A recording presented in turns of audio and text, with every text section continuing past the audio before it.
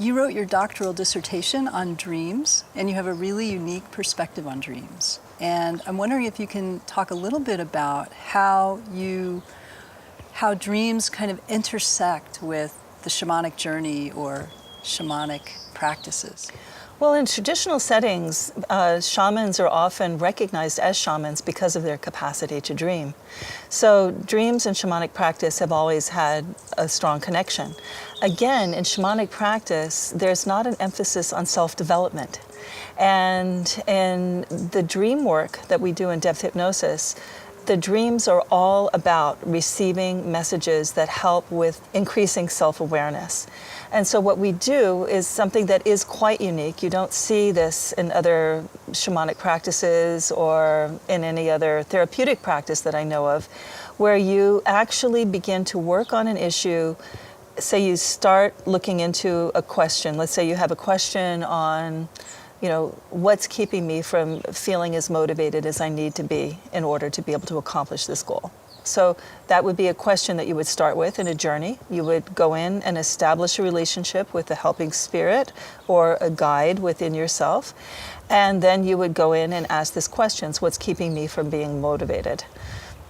You get the answer. You get some interesting answers. There could be that you're waiting for someone else to do it for you. It could be, you're afraid of failing. It could be you're afraid of succeeding.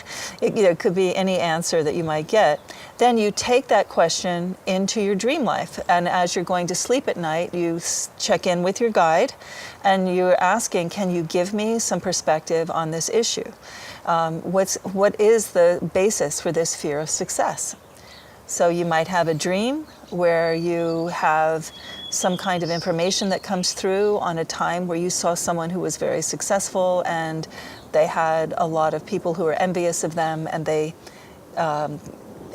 you saw what kind of trouble that brought them.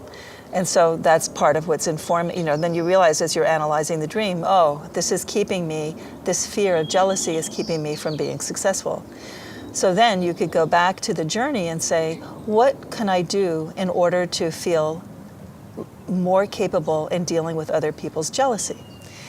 And so you see you're moving right from this, you have the question that takes you deeply in with the journey.